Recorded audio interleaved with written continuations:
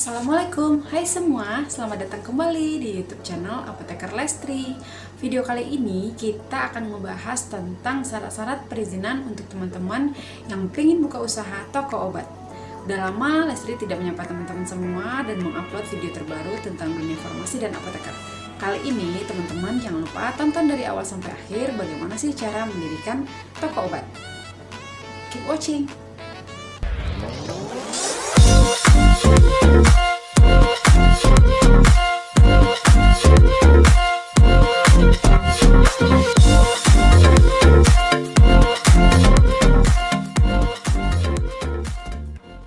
Ayo teman-teman, siapa di sini teman-teman yang punya passion pengen menjadi seorang entrepreneur?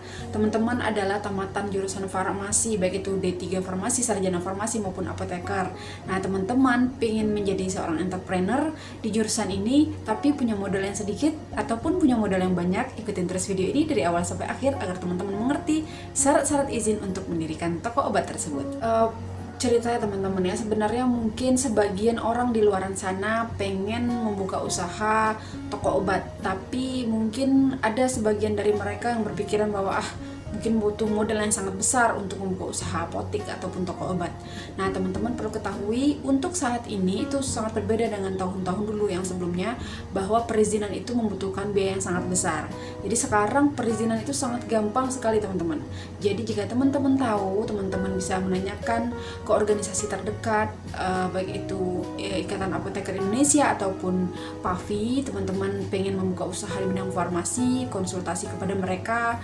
Nah, nanti mereka akan menunjukkan bagaimana cara perizinan itu akan kita lakukan sesuai prosedur gitu teman-teman.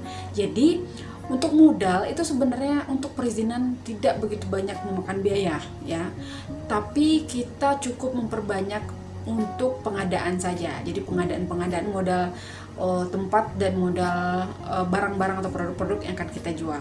Jadi itu tergantung teman-teman semua, apakah teman-teman pengen membuka usaha toko obat dalam skala kecil, sedang, menengah, ataupun besar. Jadi itu tergantung dari permodalan teman-teman semua. Kita masuk kepada inti video, yaitu tentang persyaratan surat izin toko obat.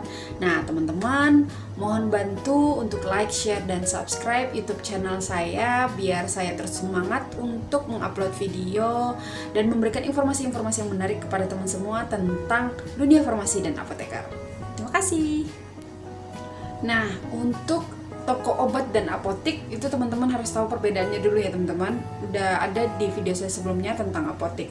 Nah, sekarang khusus untuk toko obat. Jadi toko obat ini apakah boleh didirikan harus jurusan farmasi atau tamatan farmasi? Tidak ya teman-teman ya. Jadi hanya saja kalau teman-teman itu adalah seorang lulusan farmasi, itu hanya akan mempermudah semua urusan, kemudian mempermudah dalam berbisnis gitu.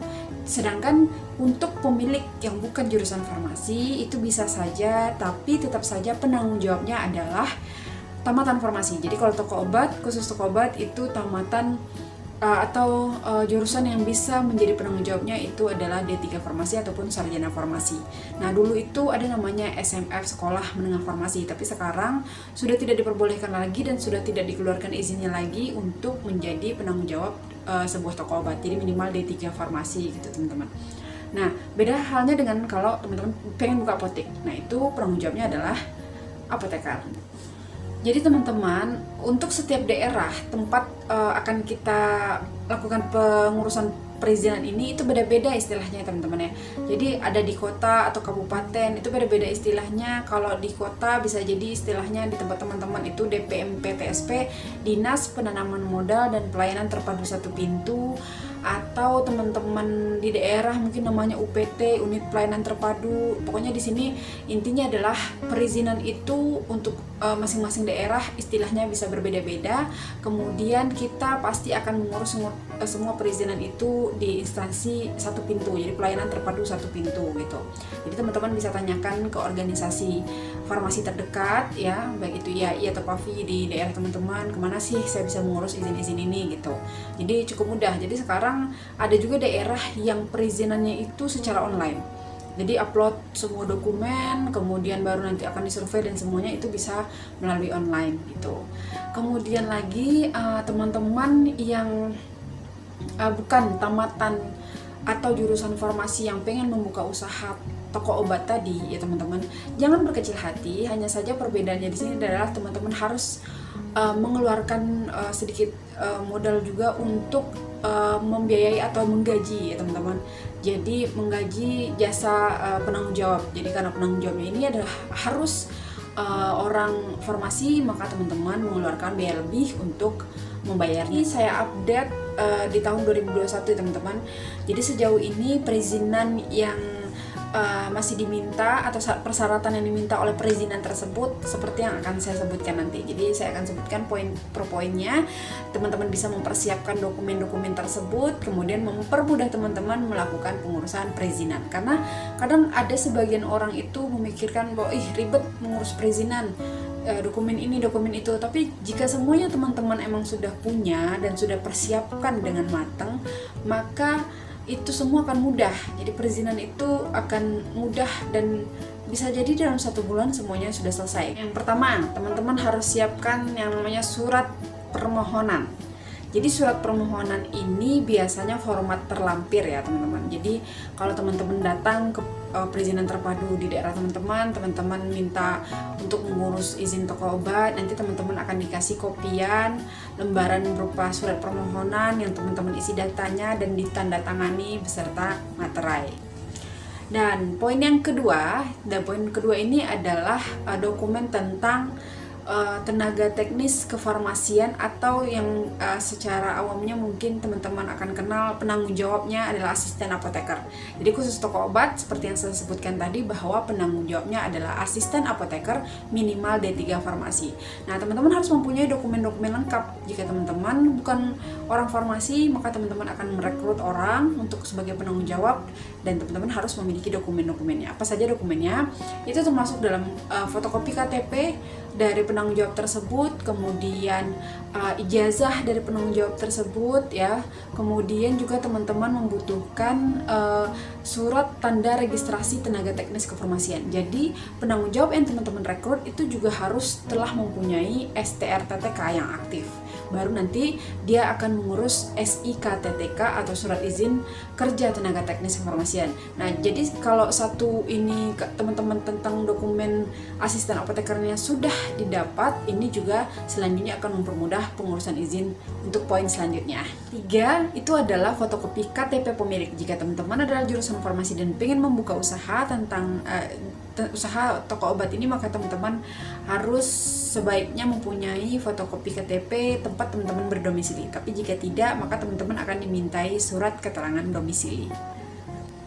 Poin keempat ya teman-teman, ini adalah NIB namanya. Jadi nomor izin berusaha. Saat ini perizinan itu semuanya kan sudah seperti yang saya sebutkan sebelumnya, itu ada yang online. Jadi kita harus mempunyai dulu nomor induk berusaha kita sebagai identitas dari usaha yang kita buat. Nah, untuk membuat NIB ini ada prosesnya lagi. Jadi teman-teman harus penuhi dulu semua prosedur yang harus teman-teman penuhi agar teman-teman mendapatkan NIB ini. Ini ada catatan ya teman-teman. Jadi kebanyakan orang itu tidak mengetahui bahwa ketika mereka sudah mengurus NIB, nomor induk berusaha sudah dapat, mereka sudah mendapatkan nomornya, kemudian di situ ada beberapa dokumen yang diberikan seperti izin toko obat atau izin usaha atau berbagai macam bentuk jenis izin, itu sebenarnya belum selesai ya teman-teman. Jadi teman-teman tetap harus mengurus yang namanya sampai didapat surat izin toko obat ya. Kemudian ada juga nama istilah lainnya setelah teman-teman mendapatkan surat pemenuhan komitmen izin toko obat. Nah, itu adalah akhir atau final dari pengurusan izin teman-teman, itu sudah selesai ya. Jadi setelah NIB itu masih ada proses lain lagi yang harus teman-teman lanjutkan. Poin yang kelima ini adalah pas foto. Jadi rata-rata teman-teman pasti tahu ya, kalau kita ngurus perizinan pasti akan dimintai pas foto. Jadi baik pemilik maupun penanggung jawabnya, asisten apoteker, itu harus menyediakan pas foto. Baik 3x4 ataupun 4x6, itu tergantung di daerah teman-teman masing-masing. Poin yang keenam itu adalah surat pernyataan asisten apoteker yang bermaterai. Jadi ditandatangani dan bermaterai. Di situ dinyatakan bahwa benar bahwa apoteker ini penanggung jawab dari usaha toko obat tersebut. Ini yang ketujuh ya teman-teman, ini sangat penting juga, denah lokasi dan denah bangunan. Jadi teman-teman buat aja, bisa di Word ataupun di Photoshop, teman-teman membuat denah dari bangunan teman-teman yang akan teman-teman buat itu, di mana letak obat-obatannya, di mana posisi penyimpanannya, kemudian bagaimana bentuk ruangannya, itu teman-teman buat aja berupa denah. Kemudian lokasi juga teman-teman harus menggambarkan lokasi teman-teman itu berada di mana gitu. Kenapa ini sangat penting? Karena nanti pada saat survei, maka orang-orang survei ini nanti akan melihat denahnya dan menelaah atau menganalisa bagaimana sih lokasi di sini dan bagaimana sih bentuk bangunannya, apakah sudah sesuai dengan standar untuk membuat sebuah toko obat ataupun tidak. Obat-obatan dan kosmetik yang teman-teman jual.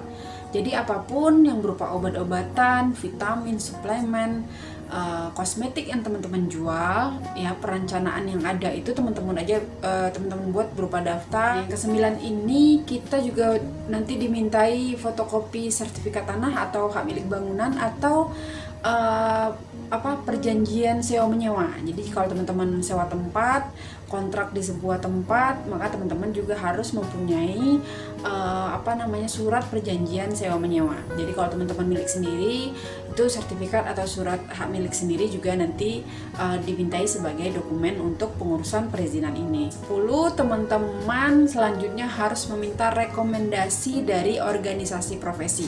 Jadi kalau di sini misalnya teman-teman mendirikan toko obat, seperti yang saya sebutkan tadi, bahwa teman-teman harus minimal mempunyai penanggung jawab D3 farmasi atau boleh sarjana farmasi, tapi mereka dinaungi di bawah organisasi PAVI ya.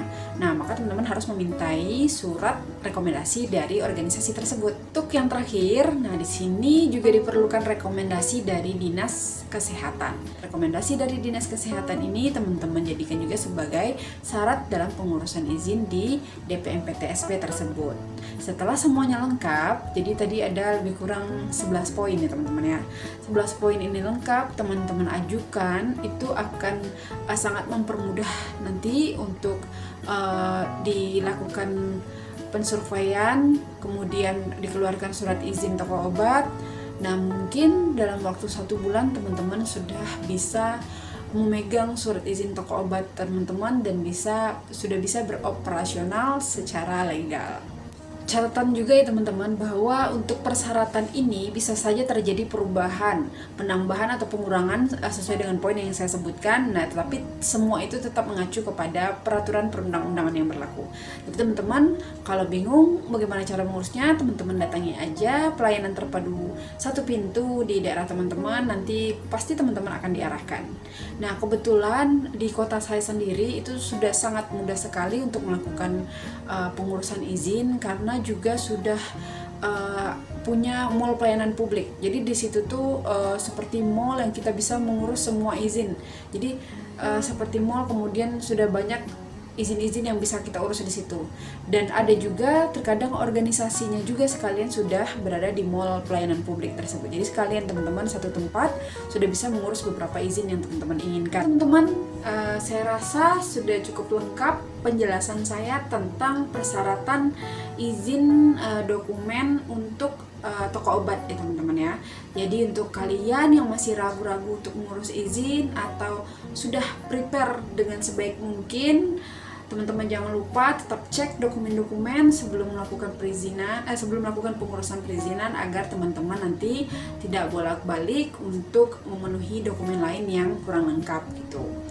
Oke teman-teman, sekian dulu video aku kali ini. Semoga video ini bisa bermanfaat bagi teman-teman semua dan lebih tertarik lagi di dunia farmasi dan apoteker. Nanti kita bahas tentang informasi yang lainnya yang berhubungan dengan dunia farmasi, obat-obatan dan semuanya, karena itu adalah profesi saya.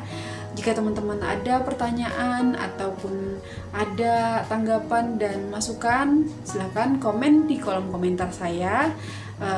Nanti akan saya balas. Jangan lupa like, share, dan subscribe agar saya semangat terus untuk mengupload video, membuat konten tentang dunia farmasi, dan bisa memberikan banyak manfaat bagi kalian semua. Sampai jumpa. Assalamualaikum.